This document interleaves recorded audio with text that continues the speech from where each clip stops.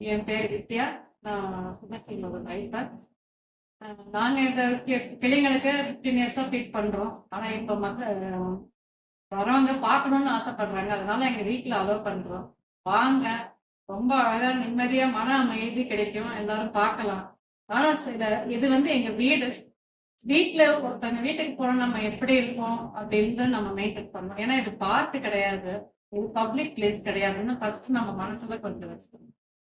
வரவங்க கொஞ்சம் டிசிப்ளினா வந்து பார்த்து அவங்கவுங்க சீட்டை உட்காந்து அழகா பார்த்து பார்த்தீங்கன்னா ரொம்ப மன அமைதி கிடைக்கும்.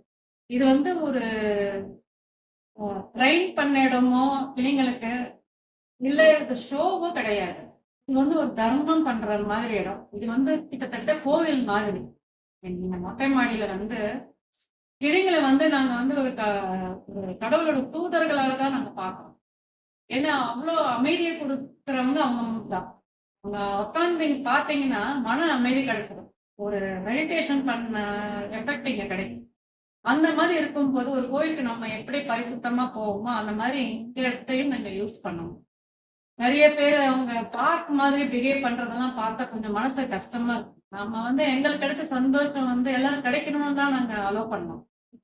சார் நீ நான் பெற்ற இன்பம் பெருகை வையகம் அப்படின்னு ஒரு கான்செப்ட இந்த இடத்துல வச்சு உங்களெல்லாம் அலோவ் பண்ணாரு. அத மனசுல வச்சு நீங்க பார்க்கணும். நீங்க சர்ப்ரைஸ் பண்ற இடமோ வேலண்டைன்ஸ் டே கொண்டாடுற இடமோ கிடையாது. புரியுதுங்களா? நீங்க கூட்டிட்டு வாங்க. உங்க இந்த இடமே காட்டுங்க.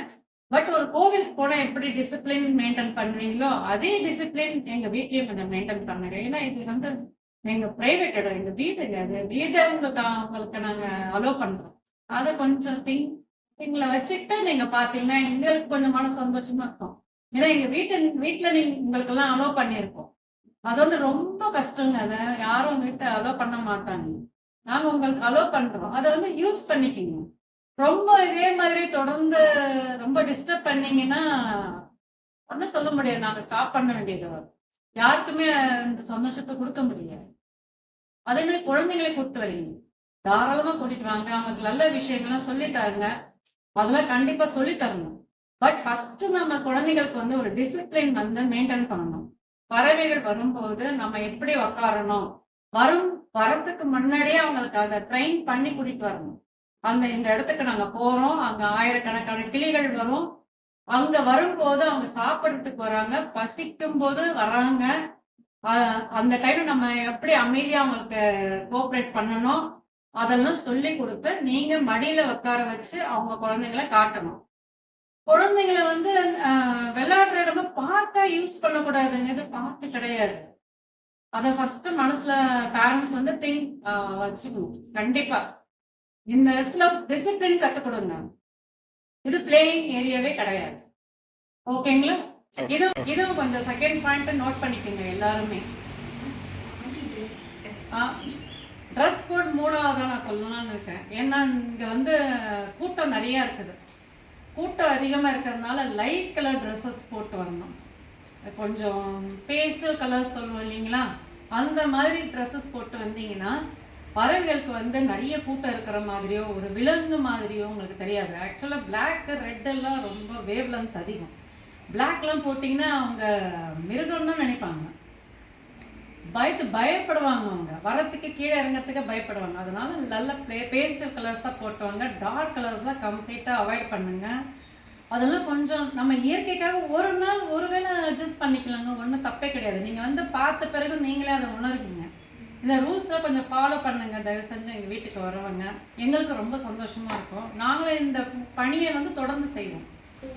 நெக்ஸ்ட் 4th ஒன் வீடியோ எல்லாம் ரீல்ஸ் எடுக்க வராங்க. இந்த ரீல்ஸ் எல்லா இடத்துலையும் பார்க்குறீங்க. இங்கே ரியலாக நாங்கள் பார்க்கும்போது அந்த சந்தோஷம் கிடைக்கும். அதை மிஸ் பண்ணுறீங்க. நேரில் பார்க்குறத மிஸ் பண்ணிவிட்டு இன்னும் ஃபோன்லேயே பார்த்துட்டு இருக்கீங்க. ரீல்ஸ் எத்தனை ரீல்ஸ் போட்டாலும் அதே தாங்க ஓட போகுது. நீங்கள் பார்த்து ரசிச்சிருங்க ஃபஸ்ட்டு. நாங்கள் ஒரு தடவை எப்போ நாங்கள் ஸ்டாப் பண்ணுவோன்னு எங்களுக்கே தெரியாது. நேரில் பார்க்க சான்ஸ் கிடைக்கும்போது பார்த்துருங்க. அதை பார்த்து என்ஜாய் பண்ணுங்கள். எல்லாருமே ஃபேமிலியில் எல்லாரும் எடுக்கிறீங்க. குழந்தைங்களுக்கு ஃபோனு கொடுத்துட்றீங்க, அவங்களும் எடுக்கிறாங்க. பாவம் அவங்க நேரில் பார்த்து ரசிக்கிறதும் மிஸ் ஆகுது, நீங்களும் மிஸ் பண்ணுறீங்க, அந்த கூட்டமும் அதிகமாகுது, எல்லா நிம்மதியும் போகுது. அது கொஞ்சம் ஃபாலோ பண்ணுங்க. எல்லாமே கொஞ்சம் நான் சொல்கிறதெல்லாம் யோசிச்சு பார்த்தீங்கன்னா உங்களுக்கு புரியும், கிளியராக புரியும். அதை ஃபாலோ பண்ணுவீங்க. தேங்க்யூ.